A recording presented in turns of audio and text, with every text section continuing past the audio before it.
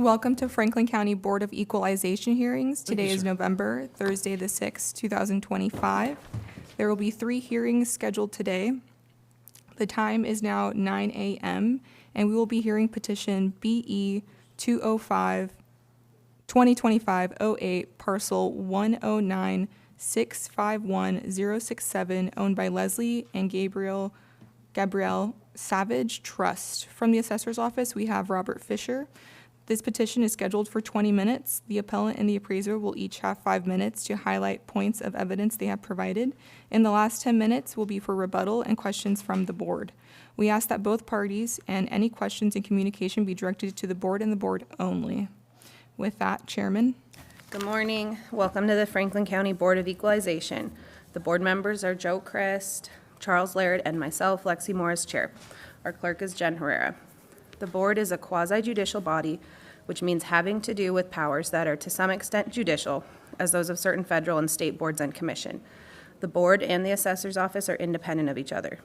Our role is to review the facts presented by both parties and determine the market value of the property as of January 1 of the assessment year.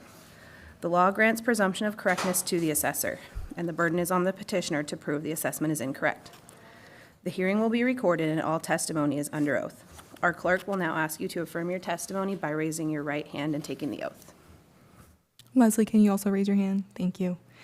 Do each of you who will be testifying today affirm that the testimony you are about to give will be the truth? I do. I do. Thank you. May I ask a question before we proceed? I'm sorry, I know it's unusual. I believe you said that each of us get 5 minutes to speak. Are we seeing this as a residential or a commercial property? I have it as commercial, in which case I think we would each get 10 minutes. I have you scheduled in as a residential, but we can definitely move it for commercial. Does that work for you? Okay. Sure. Thank So you. both sides will get 10 minutes to speak. All right, thank you. I should get 10 and he should get 2. Nice try. We're talking about equalization here, are we not? Okay, 10 minutes help me out. for these. Following your hearing, the board will meet to weigh the evidence and make a final determination. We will issue a written decision to you, which you should receive within 4 weeks. The decision is appealable to the State Board of Tax Appeals, and a notice of the appeal opportunity will be written at the bottom of the decision.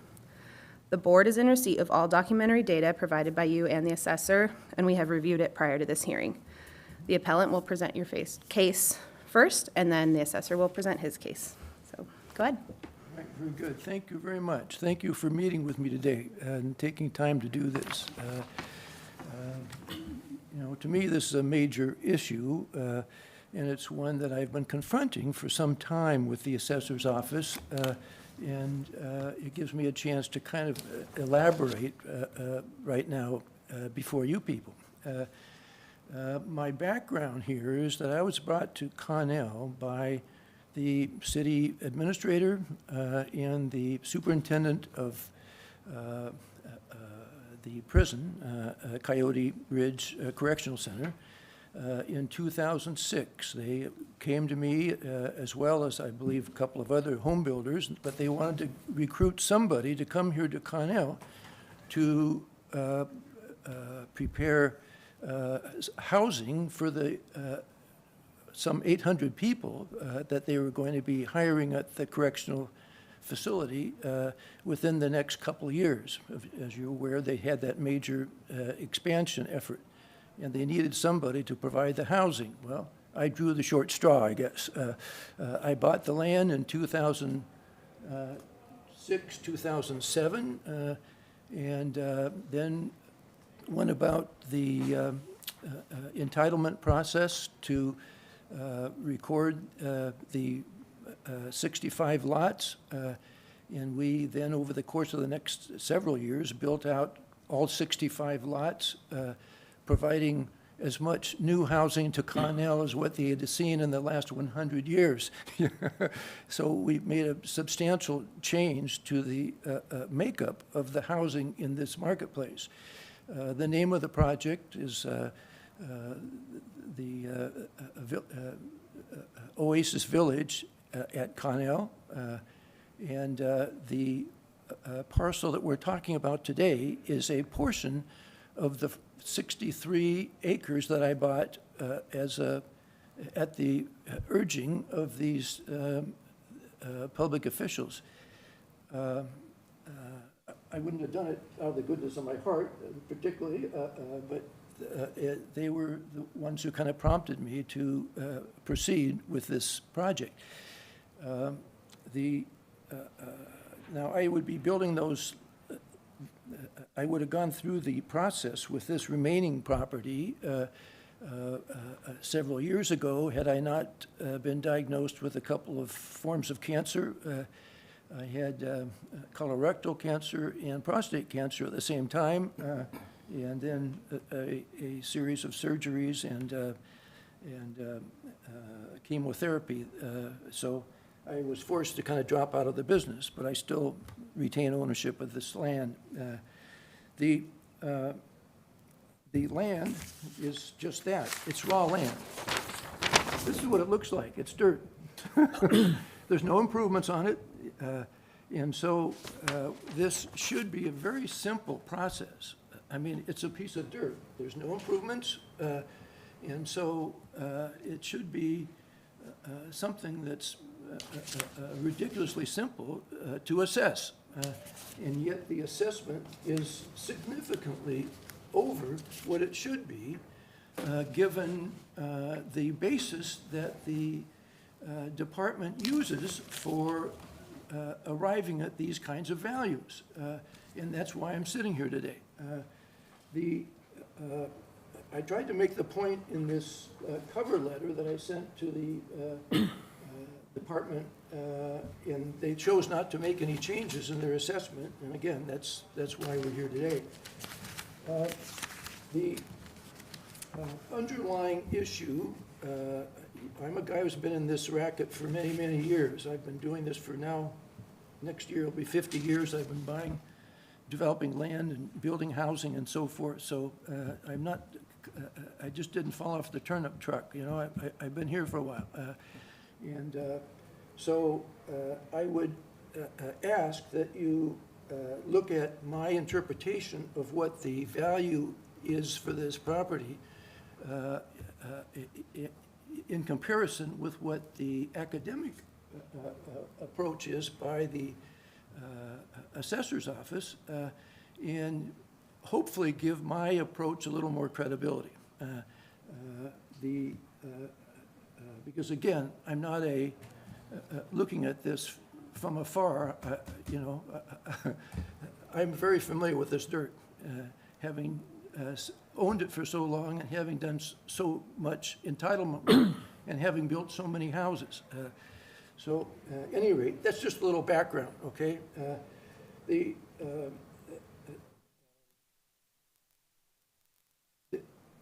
I would say that this whole thing, and I want to make this simple and straightforward as possible.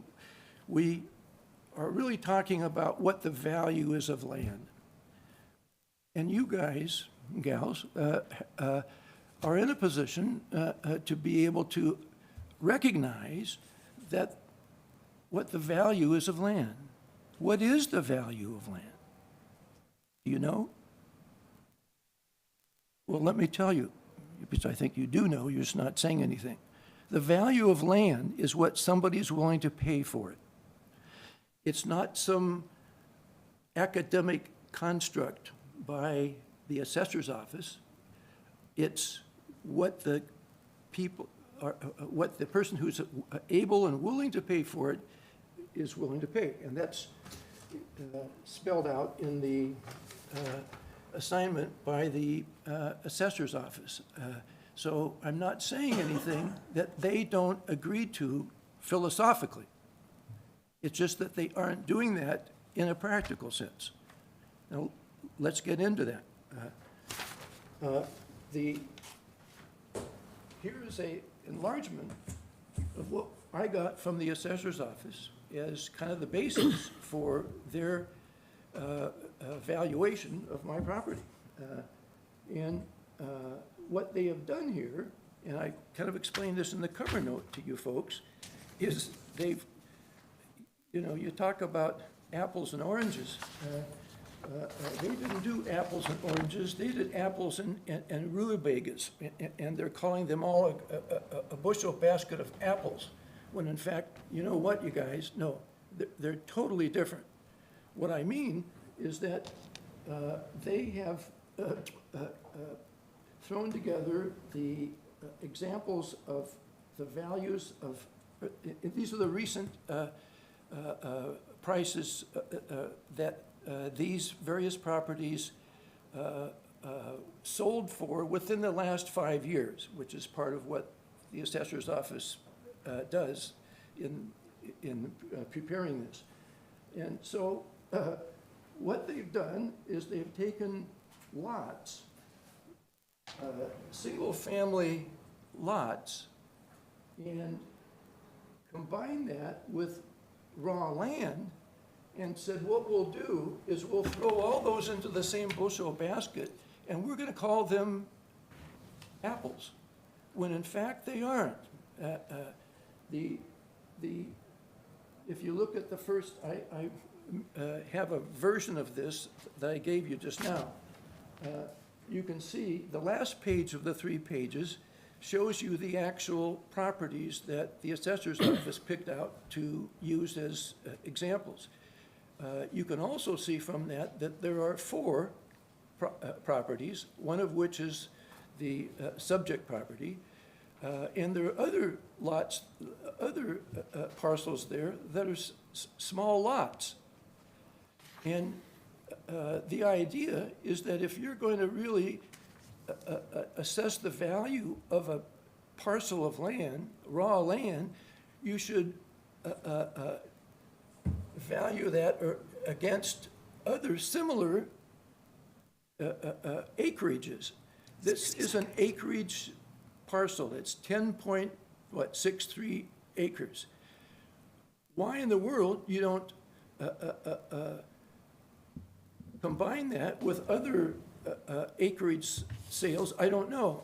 But it's definitely not the same as lot sales. Now, you all know that a lot sale is going to be 2 to 3 to 4 times the value of, on a per square foot basis, of raw acreage. That's just the way it works, for many reasons. But the point is, if you're going to take all those 8 different parcels and say they're all the same, and we just take all those numbers and we divide them by the total square footage and multiply that times the square footage of the subject property, that's how they got their value. It's called the ratio. And I can show you how they accomplished that ratio. Appellant, your time is up. That is, I'm here to say, totally unrealistic. Excuse me? Your time is up, appellant. Assessor, you may start. Oh, all right. Well, I'm going to get into his time then. How's that? No. All right. We have time for rebuttal have 10 after. minutes. I'm playing. All right, good morning, everyone. I'll just give you the written presentation first, and then a couple points after that. So the assessor's answer to real property provides evidence substantiating the assessment with 8 comparable sales of residential zoned land. The subject is developmental land with no known improvements on or in the land and located in the northern portion of Connell. All comparable sales are also located in northern Connell, Washington. Page 10. Page 10 of the assessor's answer shows the statistical analysis of time-adjusted sales of actual sales. All values must be all values must be adjusted to January 1st of the given year per Washington state law. The mean is 1.07, the median 0.98, representing a comparison of time adjustment of 10% annually on the assessed value in comparison to actual sales. Duplicate sales are provided on page 17 of the assessor's answer, and I'll revisit that in a few minutes. A comparable sales grid is on page 11. 8 sales of comparable sales are arranged in order by size, displaying the generally increasing value of these properties as size increases. Page 12, right now, as you see up here, you can't see, can you? At the top of page 11, the subject is isolated up there, and then the comparable sales properties are listed below. If we go to page 12 of the packet, you'll see that I've moved it the subject from above everything else to in the middle. And you can see if you look at the price per, or the land square feet or the acres column, it moves from smallest to largest. And for the most part, the value runs in tandem with that. And you can see a couple important things in between sale 4 and 5. Let's look at the size of acres and the time adjusted per square foot. If you look at the acreage, we jump from 2 acres, which are at $2.20 per square foot, to the next comparable sale underneath the subject at 16.26 acres, which is 69 cents per square foot. You can see the subject at 10.83 is 79 cents per square foot. So basically, using regressive analysis in that 6-ish acre span, we increased the value of the property 10 cents per square foot. And it's also obvious here that it's heavily weighted towards the larger properties, not the smaller properties.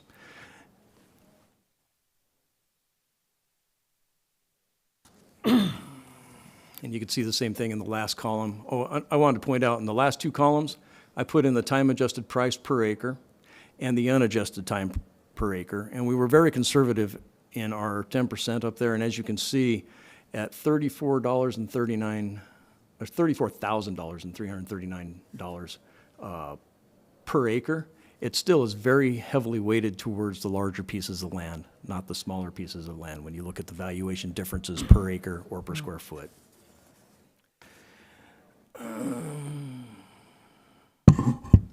We move down to the next page. I'll show you a graph which is very much like the one presented by the appellant, which it should be. I actually made it. This is actually an enhancement of that, which shows a couple different things. It's not popping. It's not working? That's all right. You have the pages in front of you? So which page are you on now? I'm on page 13. 13, okay. And I've graphed this out. And really, this is regressive analysis. So what we're looking at is the smaller pieces of land, which I would agree with aren't directly comparable to subject. However, when you look at overall the degree of how things move, using regressive analysis, we do have this in the correct spot. Using regressive analysis, if you don't adjust the sales, that's the blue line, if you have this in color, which is the bottom curved line, you can see the subject is below that.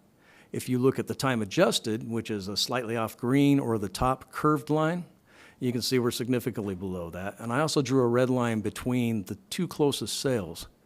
And you can see the direct line that the subject is underneath that. So looking at it from the point of view as it's graphed in regressive analysis or in straight linear analysis, you can see that we are under what the mean indicates. The date of assessment is January 1st. Oh, I forgot the duplicate sales. I did want to take a look at the duplicate sales that I put in here and make a clear point to not be deceptive at all. On page 17, if you go to page 17, the top duplicate sales are land sales, every one of them land sales. And you can see our most recent sale is 2023 in that, and we all know what's happened in Connell since 2023. At that time, the average was 2.41% per month, so in excess of 24% appreciation in the market. And again, this is an indicator of the market. This type of analysis, duplicate sales, is just an indicator of the market. And the duplex underneath is not solely land. It has improvements. It has a duplex on it. But I did include that because the sale was September of 2024. And you can see we still have 1.72% per month of appreciation between those sales. And again, this is not the absolute gospel of what the land has appreciated at. This is an indicator of appreciation. And where we have at 1.72 per month, it would be in excess of 18% annually, and we took the number 10%. So we cut it almost in half to be very conservative of what we're doing in Connell when we're looking at what we believe the appreciation to be. And I know if you look at houses, you will probably see a flat line, and what we have seen from the assessor's office is where improved properties are holding very flat, land itself still continues to appreciate. That's true in Connell, and that's true in parts of Pasco, and that's typically because even when the houses stop selling, the investors are still active, and they're still looking for good deals, which, if you're looking for appreciation in the future, there's some good deals right now. So anyway, that's the line of thought and why I included that. The date of assessment is January 1st, 2025. Time adjusters are required by Washington state law, applied to the sales price, and the evidence of duplicate sales is stated. That's all redundant. Under Washington state law, all properties must be valued at 100% of its true and fair value. True and fair value are synonymous with fair market value, which is the amount of money a buyer of property willing but not obligated to buy would pay a seller of property willing but not obligated to sell. I know it's a mouthful, but that is Washington state law. Washington state law states that the assessor's valuation of property is presumed correct unless proven incorrect by clear, cogent, and convincing evidence. The evidence submitted by the assessor clearly shows a conservative and lawfully compliant assessment of subject property, and the assessed value is $371,900. I would ask that that is upheld. And going back to, Jen, how much time do I have left? You have 2 minutes, 30 seconds. Okay. Going back to page 13, thank you. Going back to page 13, really, the question here is, should this parcel be valued using regressive analysis where it's above the other three, or should it be down? You see the last blue dots and yellow dots going to the right. So you see these values here. So when we come back across this, should this be flat with these somewhere in here? Or should we be looking at the regressive analysis and put it right here? So should it be 69 cents a square foot, or should it be 79 cents a square foot? That really is the question. And where Washington state law does not directly quote IAO, Washington state ad valorem tax law is written very much in the spirit of IAO standards. Mass appraisal standards 5 and 6 talk about mass appraisal, and regressive analysis of values, both in land and improvements, is a IAO standard for building values. So it is the assessor's opinion that we have used the value method that is established by the IAO, that is backed up by Washington state law, and we have done what is compliant with Washington state law and IAO standards. Thank you. Can I respond? You will have 10 minutes starting now. Sorry, I'm sorry, can I 10 clar- minutes. 10 minutes, and the board can ask questions and then rebuttal. Oh, Yeah, I was gonna say the 10 minutes is for rebuttal for both of you, and then any questions we have too. Yeah, go ahead. let me just respond by saying that the history, at least with respect to the assessor's office and me, is that the assessor's office is generally off, not by a little bit, by generally in excess of $100,000. Okay, here's proof of that statement, okay? You don't have to accept my opinion. This is fact. Go down this chart. You have a copy of that. Down here, if you look at the one down here that says $365,000 is the sale price. You see that? It's the 1, 2, 3, 4, fifth one down. That was the sale price. That was my property. It was an adjacent piece of property to this property. The assessor's office said the assessed value was $534,800. And guess who paid property taxes based on that assessment? I'll give you 3 guesses. It was me. So I overpaid my property taxes by over $3,000 a year for 3 years based on an erroneous and a hypothetical price that the assessor's office said that land was worth. Now, I can assure you, I sell land based on what the value of it is. Same thing with any kind of real estate. I bought and sold many millions of dollars worth of real estate. So I didn't give the land away. That price is what the land was worth. So here we have an absolute prima facie case of how it is that the assessor's office uses these terms that he's talking about here as a basis to establish value, when in fact, they don't use the very basis for determining what value should be. Here you can see, for example, look at this. The city lots, look at that. And then you have the land here, the raw land. Well, the raw land, if you look at all those guys combined and say, okay, what's the average? The average is 45 cents. And that's what I'm saying up here. So if you value this property, this subject property, at the same basis, that should be 212,000, not the 371 that the assessor's office says it's worth. Because there's no way on God's earth that somebody is gonna step up and pay that kind of money.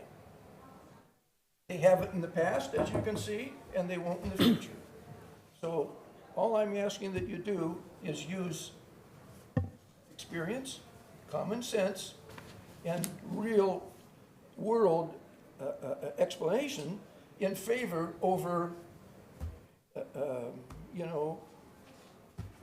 what the assessor's office said it should be worth in their estimation. They're not in the business. Other than that, they're awful nice people. Actually, that is true. These people are very, very nice, very accommodating, and they're probably accustomed to dealing with angry customers like me, But at any rate, that's the pitch. Robert, do you want to do rebuttal? The only rebuttal I'd have to that, by the way, thank you, sir, I appreciate that. The only rebuttal I would have to that is a singular case. As the assessor's office with mass appraisal, we look at means and averages, and I'll take you back to page 10. To really break this page down, there have been 8 sales that we consider arm's length transaction between March of '21 and June of '25.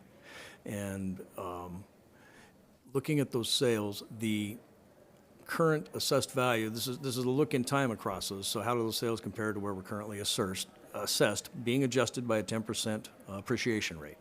Very important to keep that in mind. We have a median of 0.98 and a mean of 0.07, meaning on average, we're somewhere between 98% and 107% accurate on the values, and that's in comparison to actual sales in comparison to our assessed values. So on average, we do fairly well. When you pull out individual situations, well, it's mass appraisal, so there are going to be individual situations. But on average, the evidence does show that we've followed IAO standards for how we've set the values. And the R squared, if you look on this right there at the R squared, this is a statistical term, but R squared basically tells you where are the chances of another sale being predicted by your model. And this is right out of Excel determining this, that we have a 98% chance of predicting the next price, and that's just based on how far off we are with the standard deviation from the sales prices. So that's a comparison of a sales price versus what we had them appraised at, looking at the graph when it maps out what those really sold out and what we had them valued at, what's the statistical chance of us getting the next one correct. And this particular graph comes in at 98%.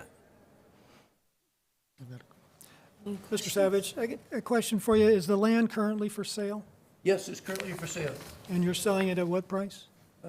I've combined that with another parcel, and the two of them are selling, or they're listed for $650,000. Okay. And so you're identifying this piece of property on your petition. You say it's worth 212? 212,000. And a few bit, and so 212. How big's the additional parcel? With- It's an adjacent parcel. It's 5.86 or it's over 5 acres. It's the parcel that has the water tower on it. Oh, okay. The water tower is out. Would somebody be expected to remove the water tower? Is it a large water tower? It's the water for the city of Connell. Oh, so I And the- assume there's an easement on it? Excuse me? I assume there's a large easement on it for the, Yes, for the immediate area surrounding the equipment there, yes. okay. Is this parcel the one that, I don't know if it was this one or the one off Cemetery, when the expansion for Oasis was being discussed, was this the one that you were trying to get 0 lot lines on? That wasn't me. That wasn't you. We had Okay, sold sorry. that to another party. Okay. And that's the example that I used there, for the The $365,000. sale 5, okay. Okay, thank you, yeah, I get those two mixed up. So that's, so what, What's That- this picture show? That 'Cause is it doesn't actually, look- I included that in the evidence. If you look at the last page of my narrative, I didn't cover it verbally, but if you look at the last page of my narrative, the two parcels, their total assessed value in comparison to our assessed value is, it's in here. That's the one that's So- that's the one that's, you have for sale for Yeah, it- 650,000? Correct. The combined properties, yes, Combined. yes. It's for sale for 165% of our assessed value. One thing to keep in mind, to be totally fair, the parcel, it's two parcels, and the parcel off to the left or east with the water tower in it has a significant downgrade of value because of that water tower, probably excessive, but still, at this point, the parcel, that subject parcel accounts for about 2/3 of the value, and that parcel is 1/3 of the value less the area taken by the water tower. And it will still be a perfectly buildable parcel, there's just a big hole in the middle of it that you can build houses around. And I don't know if the intent is to go with a 0.2 acre or 5 acre plots, that obviously make a difference in what you do there, but it is buildable, but So looking at this picture here on page 14, that little insert inside the adjacent lot is actually unusable land? well, yes, what we consider, inside the smallest rectangle, we consider an easement that cannot be built on. Okay, The, so- the area surrounding that with a slightly Okay. bigger rectangle, we Yeah, I consider was just trying to buildable. understand the correlation between 10 acres and 5 acres, and just Yeah. because that side lot looks bigger than 5 acres, but Yeah, well- you take out that middle, and that's what you have left. Okay, so that's 20, and then, well, okay. Even so, you figure it's kind of tough to build a house that butts up to a water tower and be able to easily sell that. Is the subject in city limits? Yes, it is. Okay, okay, so you've got water and power just off the original I Oasis? brought all the water and power into all this property. Okay, so this has water? Not immediately adjacent, but it's within a spitting distance. Yeah, okay, Okay. thank you. Sorry. That brings us, so all these other properties then, Robert, that you have identified as comparables, they all have likewise water and water and power adjacent to the property boundaries? I don't think I understand the question. Could you repeat it, Yeah, Joe? they're city I'm lots. just saying, all the properties that you've identified as comparables, that you used to develop your analysis, they have water and electrical power up to the property line. Similar, I mean, I want to make sure we are comparing. They're all within the urban growth boundary. On sale 7 and 8 and sale 6, Yeah, I would have to look that up to see if they actually have water and sewer going straight up to them. okay, so you don't know if they have any water. The prison's right there, so perhaps, but I wouldn't be comfortable under oath telling you yes on that answer. Okay, but the other ones that look like definitely, The other ones are Abut- definitely within abut- other areas that are being developed Okay. actively right next to them. So where you see the houses, there would be water and sewer in those spots. I think Charles That's had a another quick reason for- question, because our time's up, so if you want to ask quick and. The only question I had was on 7 and 8. So that parcel traded within a 2-year period for Yes. that sales difference? Okay. Yeah, that's on page, 12. I'm looking at 12. yes, 12. 7 and 8 are the same parcel sold twice. Yep. All right. Any other, we have a little bit of time, any other pressing questions? let me see, I thought I had something from Mr. Savage.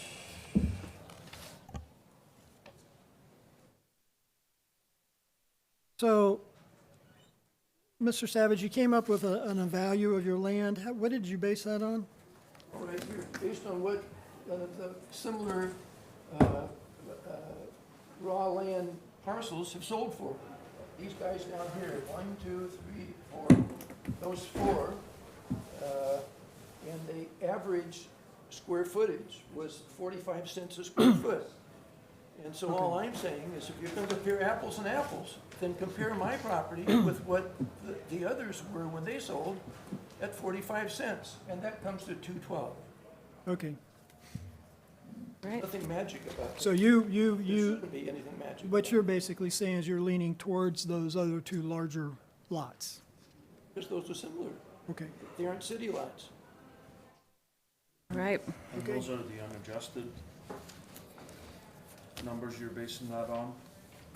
You can adjust it any way you want. You know, we're talking about an assessment that's well in excess of what real market value is, to the tune of over $100,000.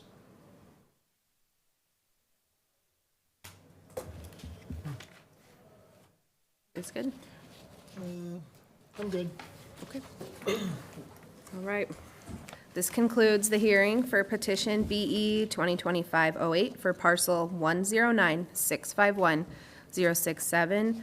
Owners are the Leslie and Gabriel Savage Trust. A final decision should be received by you within 4 weeks, and the decision is appealable to the State Board of Tax Appeals with a notice of the appeal opportunity written at the bottom of the decision. The time is now 9:36.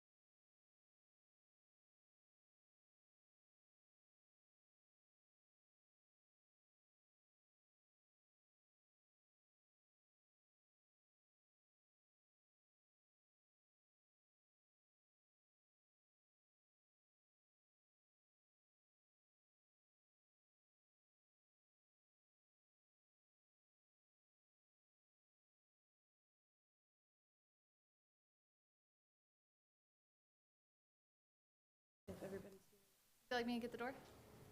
Yes. They can get the door? Yeah. They're already up.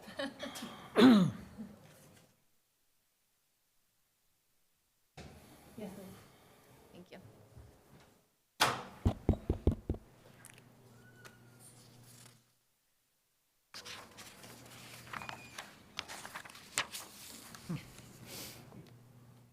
Okay, welcome back to Franklin County Board of Equalization hearings. Today is November, Thursday the 6th, 2025. The time is now 10 a.m. and we will be hearing petition BE 2025-10 with parcel 117-292-136 owned by Jeffrey Barlett. From the assessors, we have Tim Kelly. This petition is scheduled for 20 minutes. The appellant and the appraiser will each get 5 minutes to highlight points of the evidence they have provided. The last 10 minutes will be for rebuttal and questions from the board. We ask that both parties ask any questions or communication be directly to the board and the board only. Chairman. Good morning. Welcome to the Franklin County Board of Equalization. Board members are Joe Christ, Charles Laird, and myself, Lexi Morris, Chair, and our clerk is Jen Herrera. The board is a quasi-judicial body, which means having to do with powers that are to some extent judicial, as those of certain and federal and state boards and commissions. The board and the assessor's office are independent of each other. Our role is to review the facts presented by both parties and determine the market value as of January 1 of the assessment year. The law grants presumption of correctness to the assessor, and the burden is on the petitioner to prove the assessment's incorrect. The hearing will be recorded and all testimonies under oath. Our clerk will now ask you to affirm your testimony by raising your right hand and taking the oath. Do each of you who will be testifying today affirm that the testimony you are about to give will be the truth? I do. Thank you. My name is Nikki Morgan. I'm also going to swear in. I do. Perfect. Following the hearing, the board will meet to weigh the evidence and make a final determination. We will issue a written decision to you, which you should receive within 4 weeks. The decision is appealable to the State Board of Tax Appeals, and a notice of the appeal opportunity will be written at the bottom of the decision. The board is in receipt of all documentary data provided by both you and the assessor, and we've reviewed it. The appellant will present your case first, and then the assessor will present his case. So, Mr. Bartley, you have 5 minutes. Good morning. Thank you for hearing my petition.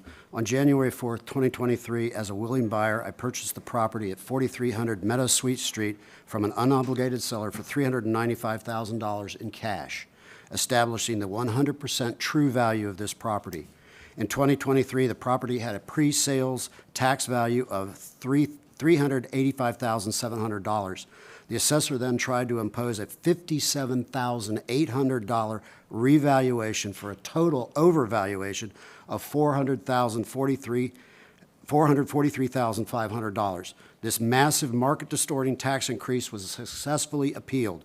The property tax adjusted the land valuation by $3,500 to $86,100, yielding the $395,000 selling price, a fair and equitable adjustment.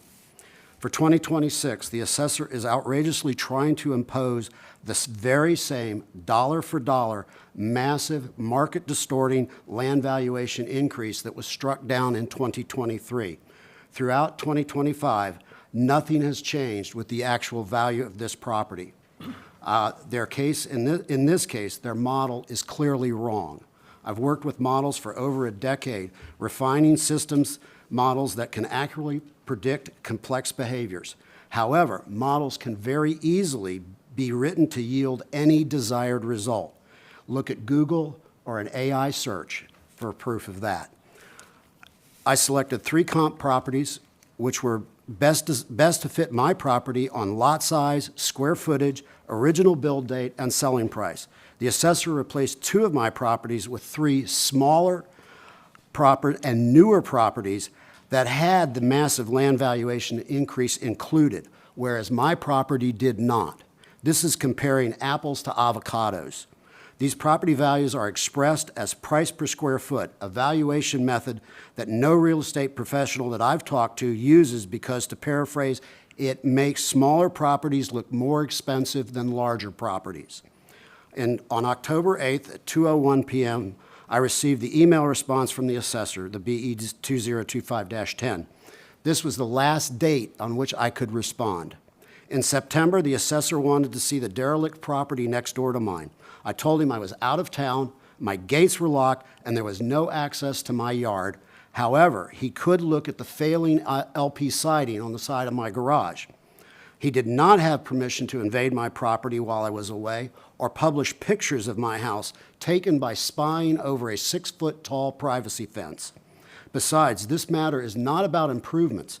This matter is about land, and to display pictures of my physical property is totally irrelevant.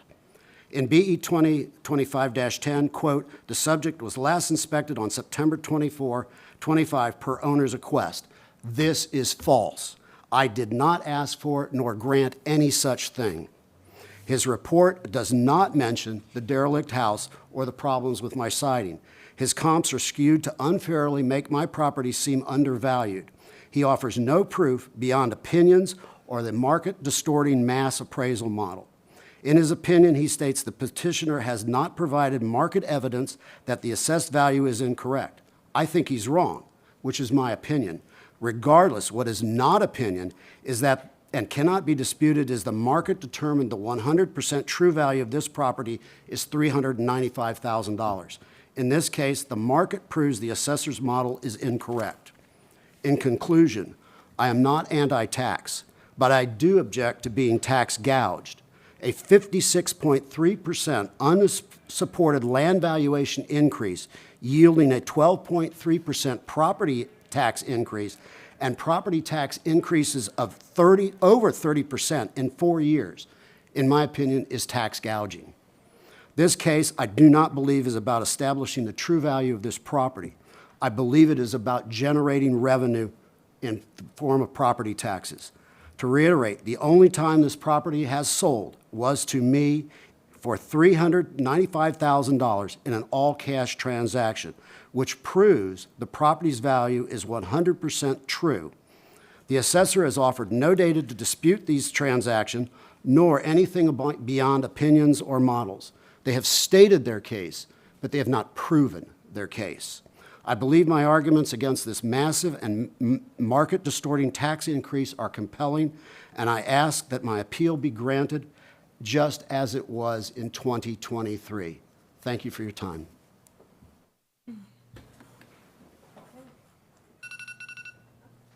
Just on time. I had to cut a lot of it out. Okay, Assessor, if you want to start, you do have 5 minutes starting as of now. Cool. Good morning. Today I'm here to review the subject property on 4300 Meadowsweet Street and review evidence that supports the assessed value of $443,500. On page 1, we have the answers to our property petition, where you'll see the subject's improvements were built in 1989 and are a one-story home of 1,988 square feet. It is of fair plus quality and of average condition, with 2 separate garages totaling 884 square feet on 0.27 of an acre lot, with an assessed value of $223 per square foot. On pages 4 through 7, we have photographs of the property. This one is from 2023. These are current pictures from when I did a property inspection, showing siding on both sides, and a sketch of the property. It's in my packet here, but note to say the covered porches are not included in the assessment. They were discovered when I went out there in October. They were not permitted, but they will be, now that they've been discovered, in 2026's assessment.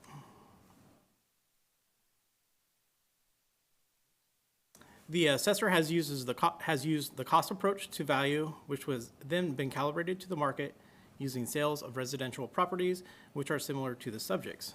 On pages 9 through 11, the assessor has provided 8 properties of similar characteristics with a 96% ratio for sales to assessed value, meaning the average of all 8 properties that sold were 4% under actual market value. These sales range in year built from 1981 to 2002. The general living area of these properties range from 1,386 to 2,254, bracketing the subject property both smaller and larger. And, of the 8 properties, 5 of them are from the subject's neighborhood, of 311 with similar characteristics for quality, condition, and style. Sales 6 through 8 were from neighborhood 211. This was a result of, one, it's a similar neighborhood, and we wanted to make sure we had properties that were of greater square foot than the plaintiffs to show the calculation, and our model was working for both homes below the square foot of the plaintiff's home and above. So these houses were all three above in square foot.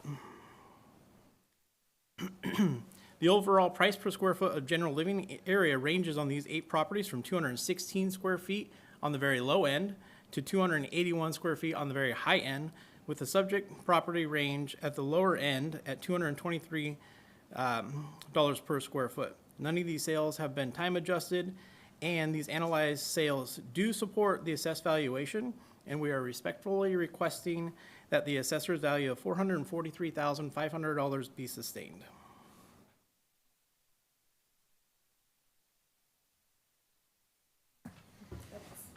Do you have a rebuttal, Mr. Bartlett? Well, first off, I'd like to say that every one of these properties has this massive tax increase already included in it, where mine does not. So you're not comparing correct values. They either have to roll that out to make it an equal comparison. And I have seen this kind of thing on multiple occasions where, to me, it's a little bit sketchy, some of the tactics that have been used. For example, he shows a drawing of my backyard, which could not be seen except by violating either neighbor's yards or by flying a drone over the property. There's no visible way to see it. And besides, I did not grant any access to that yard for those views. I would just like to point out that RCW 884.40.025, any real property in each county shall be subject to investigation, examination, discovery, and listing at any reasonable time by the county assessor. So inspecting his property in October per his request was 100% within the law. It did not make the request, and I was out of town at the time. I was not available at the time when this was done, and I did not request it, period. And also, there's no mention of the derelict property next to me. It's a fire hazard that has dry weeds in the backyard that are 6 feet tall plus. It is ready to burn at any time. I've had to remove 3 opossums from that yard. Now, these are not pleasant creatures. And unfortunately, I know how to do it. What happens if this is a single mother with a couple of kids playing in the backyard? An opossum can tear a person apart rather quickly.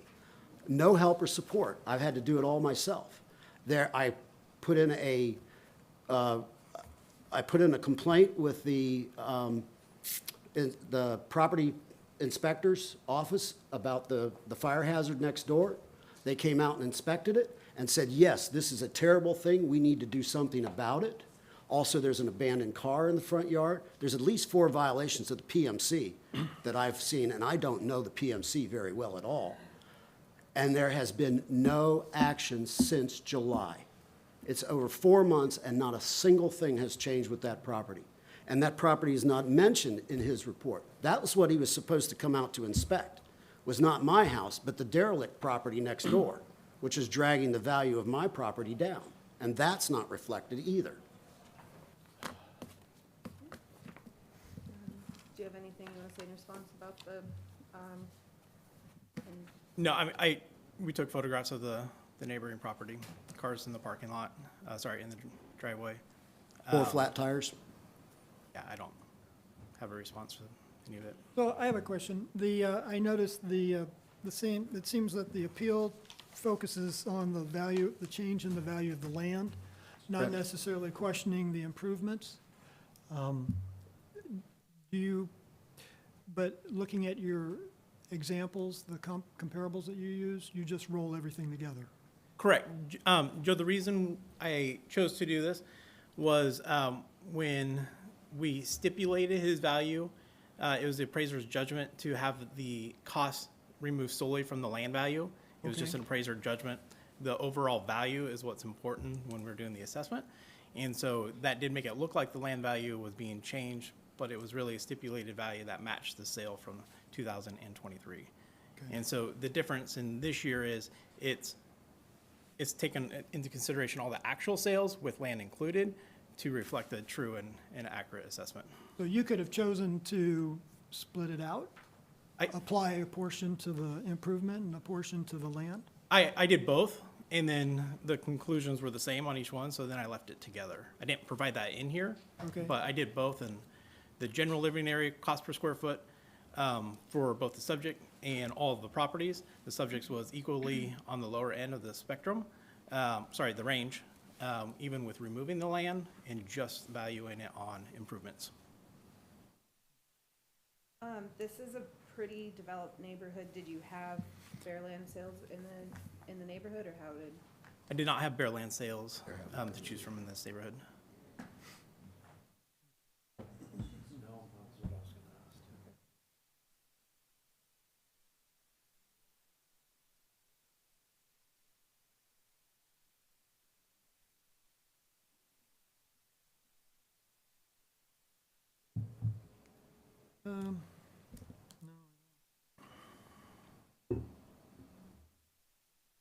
Oh, I did have a little bit of a question, I guess, since we have the time, on Mr. Bartlett's statement that going on the dollar per square foot method can skew, you know, you get usually a higher amount per square foot on those smaller properties. Did you feel like your sales kind of covered that change in dollar per square foot? Yeah, great question, Lexi. That's why we added sales 6, 7, and 8, which are all larger square foot homes that still showed a value of square foot ranging from $248 to $281 per square foot, with the petitioner's property at $223.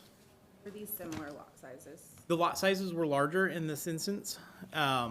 They were under a half acre, but they were in comparison to the .23. One was a .49, a .44, and a .4. So not acre and a half? Not over a half acre, no. Okay.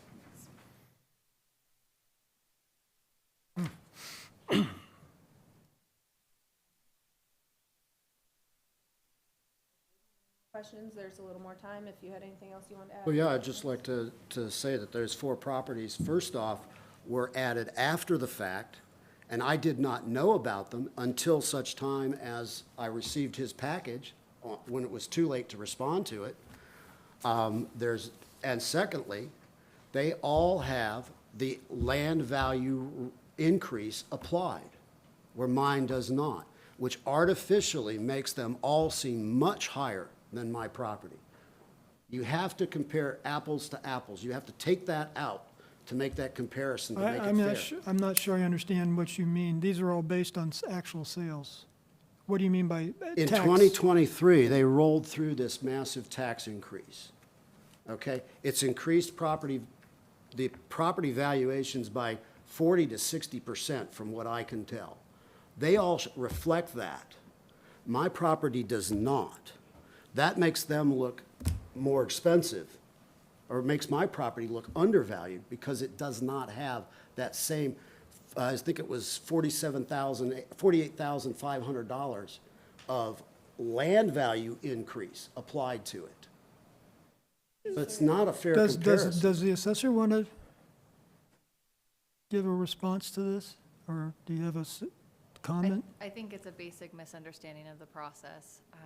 I believe that he's speaking to the fact that his land value was stipulated at a lower assessment the previous year, where Right. all of these other properties were not. But again, I'll go back to your statement, Joe, that these are sales prices, not assessed values. So we're not comparing assessment to assessment, we're looking at the sales But the prices sales of the price lower is homes. driven by the assessment.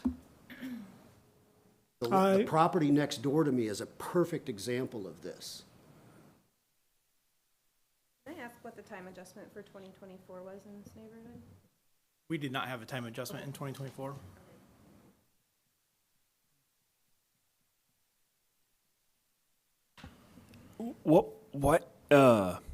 Why didn't you guys include just land sales as part of this analysis? Just out of curiosity. Honestly, when I was going through it, Charles, I chose to look at just comparable sales, because that's how the cost approach works when we look at actual sales data to test if our model's working. And we didn't have sufficient land sales to compare this property to land sales within the neighborhoods. It's standard practice, unless we have to extract land for some reason where there's no great comps right within the immediate vicinity. You know, you can only appeal your total assessed value. You can't appeal just your land value or just your improvement value. You're appealing the total value of the property.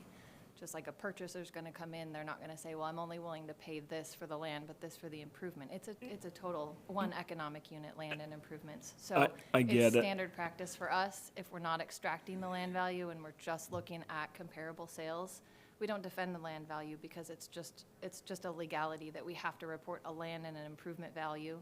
If you're purchasing the property, you're purchasing one economic unit. So we don't defend one part or a piece. It really is the whole. Can I make one more observations?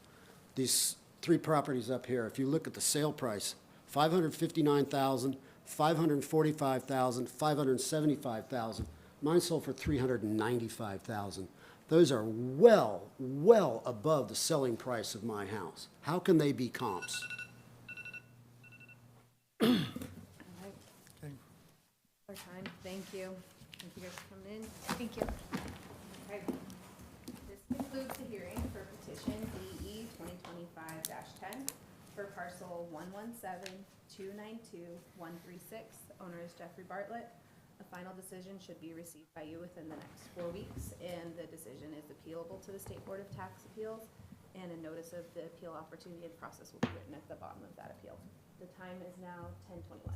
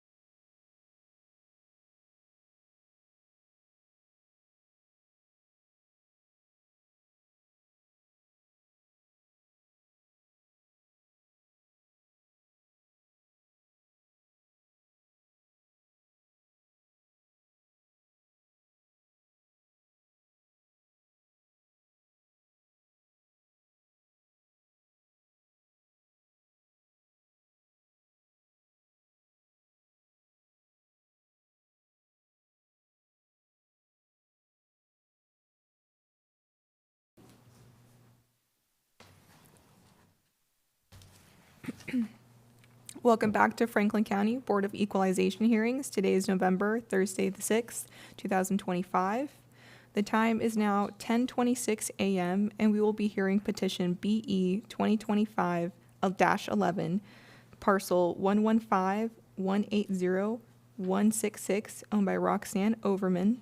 From the assessor's office, we have Chief Appraiser Nikki Morgan and Clark Dixon. This is a residential scheduled petition hearing. The appellant and the appraiser will each get 5 minutes to highlight points of evidence they have provided, and the last 10 minutes will be for rebuttal and questions from the board. We ask that both parties ask any questions and communicate directly to the board and the board only. With that, Chairman.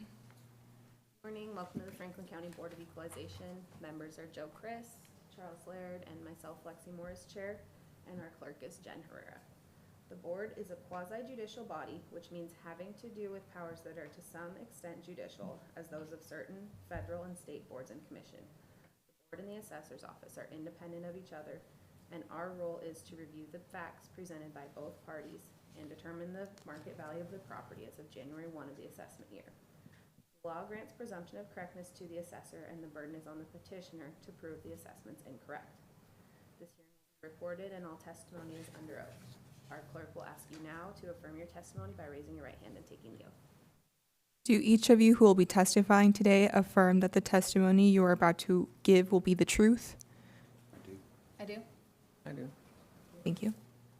Following your hearing, the board will meet to weigh the evidence and make a final determination. We will issue a written decision to you, which you should receive within 4 weeks, and that decision is appealable to the State Board of Tax Appeals, and we'll include a notice of the appeal opportunity at the bottom of the written decision. The board is in receipt of all documentary data provided by yourself and the assessor, and we have reviewed all. The appellant can present your case first, and then the assessor will present his case. So, Ms. Silverman, you have 5 minutes.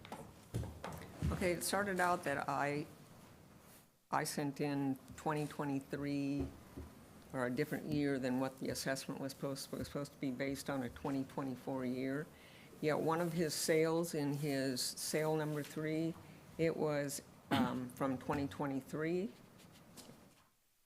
And sale number 4, they have the wrong square footage on that house. That's 2 errors in theirs. All these houses that were chosen were in a different subdivision than what ours was. It was closer to the river. We live up on top of the river. My subdivision is, so it's not even, those houses that are up there aren't the same. They aren't custom houses. They aren't the same as the houses down below, although they seem to be taxed the same because of the lot size. But I have been conversing back and forth with Clark, and so I said to him, what about all the neighbors? I have 4 houses that are up next to me, or 3 other houses that are next to me. They all have shops. When I started to give my appraisal, I did not include houses with shops. He says, you can't use those, and you can't use this. And so then it started out, so then I came back, told him, you know, these 4 houses are all less than my house. My square footage, we all have shops. My square footage is in the middle of all these, yet the houses are appraised. One of the houses is next to me is appraised. It was appraised more than my house, yet she is also in the appeal process of it. And they sent her a letter that said they would reduce her taxes by $100,000, which would bring it back down within reason of the other 2 houses. But they just flat out said, no, we can't do that. This is what, your house is worth this much money. And so that's kind of where I am coming from, is for one thing, the houses that he chose in the neighborhood, they're close to the river, they're in custom-built area of custom-built houses. Ours are not. Ours is up closer to up on top of the hill. In the meantime, all the other, there are subdivisions that are going in around us that are all like, our house is, let's say, 2 houses to an acre. Theirs are all 6 houses to an acre. These subdivisions that are going in, encircling us, 5 houses to an acre. They're putting a new subdivision in right now. It's 8 houses to an acre. So it's just getting, and they're all butted up to three sides of our house. Plus, we have school property on one side, which I have heard that they're intending on eventually putting in a high school. But they very well could sell that property too. The school district could as an investment and sell it to another group of people that are putting in 8 houses to an acre. So we're circled by these, yet they're saying our houses are in the 900,000s, which not one house is sold in that subdivision for more than 800,000 right now. The peak was in 2023. It was my neighbor sold her house. It was at $875,000 in 2023. Since that time, there has not been another house that's been sold at that price. They all come down in that subdivision. So that's my spiel, I guess.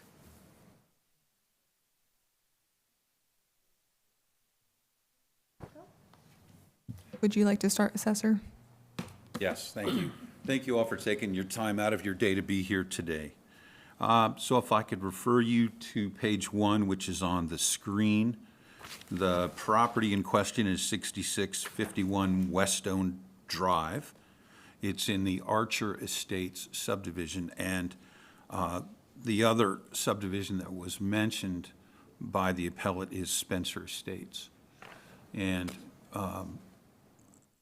those subdivisions historically have had the same builders in them. They are historically 1/2 acre lots, and the homes are of similar quality, size, and market value. We just had someone in, speaking with one of our appraisers in the past week that had originally put a deposit down in Spencer Estates, and the builder accidentally built a home on that lot. And so when he discovered that, he went to the builder and said, "What can you do?" And he said, "Well, we have this lot in Archer Estates that's the exact same price, and you can build the same home in Archer Estates." So there's some evidence there that they're similar. In addition to that, we have lots of market evidence that say there's really no market differential between Archer and Spencer Estates. So we have a 1/2 acre site. We have a 2,430 square foot, 1-story home, good quality construction and average condition for its age. What's unique about this property, it has a 1,244 square foot attached garage. The typical 3-car garage, which is normal in that area, is about 800 to 1,000 square feet, and this is 1,244. And it also has a 1,440 square foot detached shop with a 1/2 bath in it. So if we could take a look at the subject property on page 3, there is a photo of the front. And if you look at page 4, you can see the sketch, and there's a 1,440 square foot detached garage with a 1/2 bath and an oversized attached garage. So Washington state law requires us to be at 100% of market value. And if you look at page 17, and I'm sorry to flash through these, of the report, it basically says in neighborhood 432 that on average we're at 94.6%, and the 1-story homes that we have assessed in that neighborhood are 94.8%. So we are not, generally speaking, above market value in the market 432. If you go to page 8, these are sales in the subject neighborhood, and what I would like for you to pay attention to is sale 1. Sale 1 is very similar size, style, age, and it also has an oversized attached 1-car garage, very much like the subject, and it has a detached shop and lean-to. The shop is about 860 feet, and the lean-to is about half that size. So the shop is inferior. The attached garage is somewhat superior, and if you look at the dollar per square foot differential between those two, it is about $3 a square foot. And when the shop is extracted, it's about $2 a square foot. So those are exceedingly similar properties in large part. So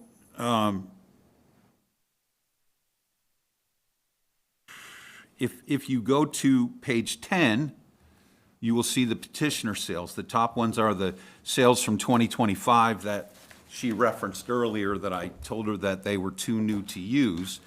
And it's okay to use older sales. It's not okay to use sales beyond the appraisal date of January 1st, 2025. So if you focus on the bottom four, you will find that none of those sales that she provided has a shop. And a big driver in this market is a 1,440 square foot shop with a half bath in it. So that's going to be a big driver. The other thing is that two of the homes were different styles. They weren't one-story homes or ramblers. They were a one-story with a bonus room over the garage, or a two-story home. So those would be considerably different homes. What's not in here is sale number 2 does not have a shop, but it has a 384 square foot shed with a roll-up garage door. But it's not anywhere near the shop that we have. So none of these sales would be supportive of a reasonable value differential, because none of them have the big shop and none of them have oversized garages like the subject. And we would respectfully ask that the assessor's value be sustained. Thank you, Clerk. All right, we now have 10 minutes for rebuttals and questions. Overman, do you have any rebuttal to the assessor's statements? I'm so confused at this point. So he was saying that this first sale number 1 house is very similar to mine. They're very similar in size. Yes, it has a little bit smaller shop, but it's another close to almost what? It's actually gone down in value. From 2026's appraisal to, from 2024's appraisal to 2026, it went down $20,000. Mine's gone up $73,000.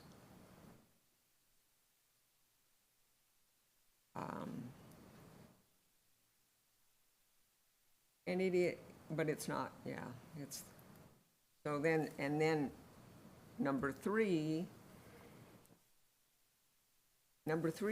appraisal wasn't even taken from 2024.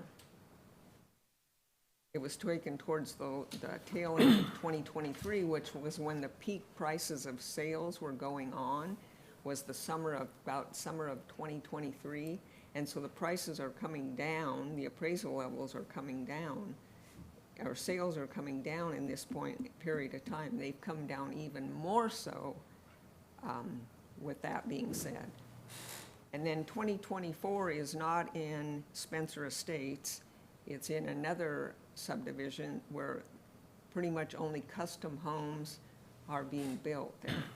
And again, that square footage on that house is wrong. According to the assessor's website, that house is as 3,426 square feet, not 3,001. And the price and the assessed value on that one also has come down.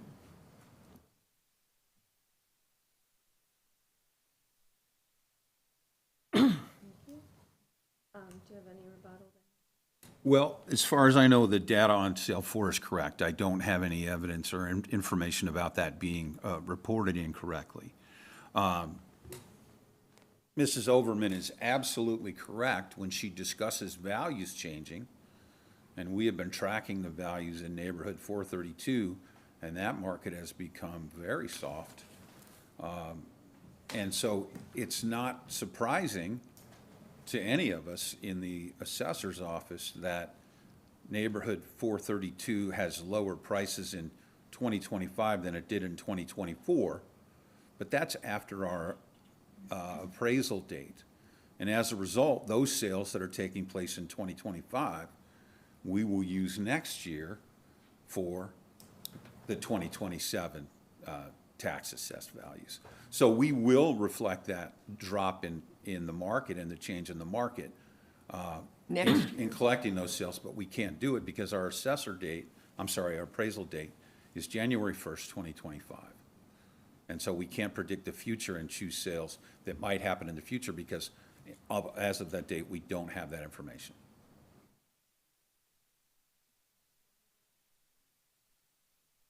Mrs. Overman, I just want to make sure the values shown here on these examples, the comparables, are you thinking these are appraised values or actual sale price? Because I seem to think you referred to these as appraised values. I'm looking at appraised values or fair market values is what I'm using. And when I'm talking about price, the assessment going down on those is not the sale. But these houses, they may have sold for that price at that time, but they're not selling for that price now. I mean, I could not, they've assessed my house for $942,000 in Archer Estates. I could not sell my house for $942,000. I told Clark he could buy it tomorrow. I'd sell it, I'd walk out with no furniture or anything for $942,000 because it is not gonna sell for $942,000. Fair market, it is not going to. If you look at any of the houses in Archer Estates, and there are not many houses that are for sale in there. But the houses that have sold in there, you're lucky to get 800 for them, maybe 840. House right down the street from me just sold this last year, and they started out at a 900,000. It took almost a year to sell it, and it sold for I think 800,000. And it has a shop in it.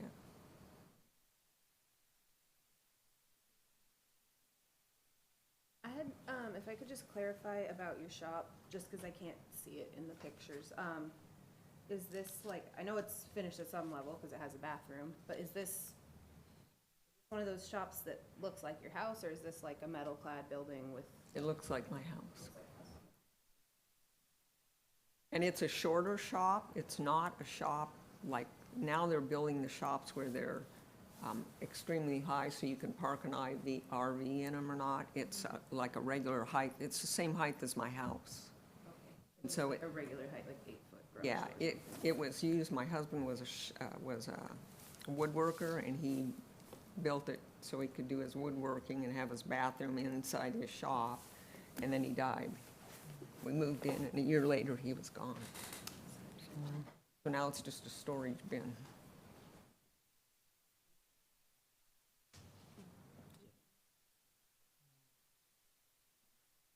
There's still a little bit of time if either of you have any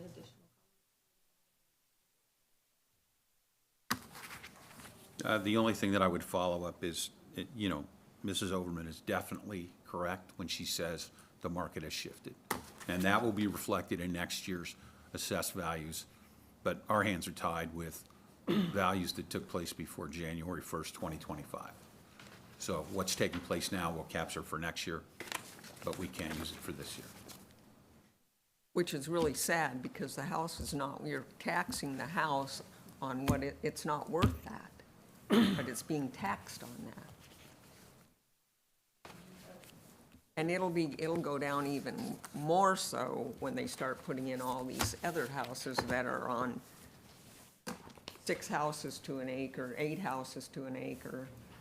We got a field to the north of us. They're now trying to push through 873 houses going into this, basically this area. 8 houses to an acre. Lots are 50 by 100. Next to houses that are acres and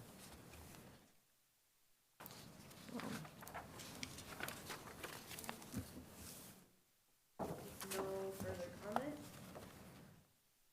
This concludes the petition for hearing BE 2025-11, parcel number 115-180-166.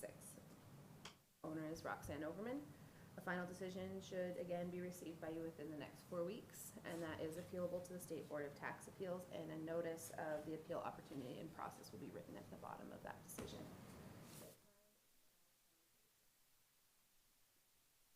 Thank you for coming.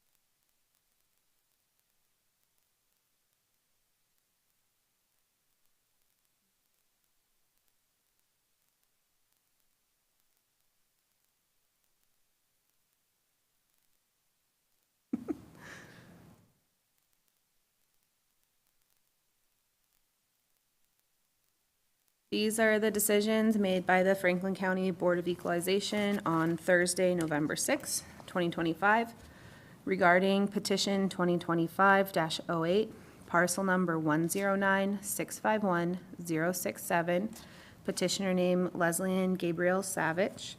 The board decided to sustain the assessor's value of $371,900.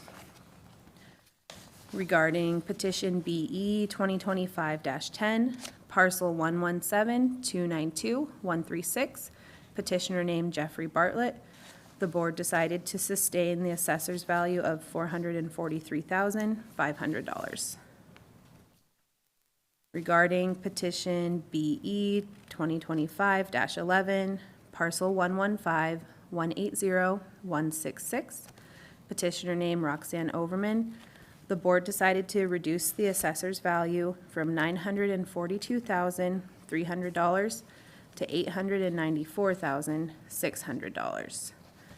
The value of the land will be sustained at $137,000, and the value of the improvements will be reduced to $757,600. That concludes the hearings for November 6, 2025. The time is now 11:23. The board is adjourned.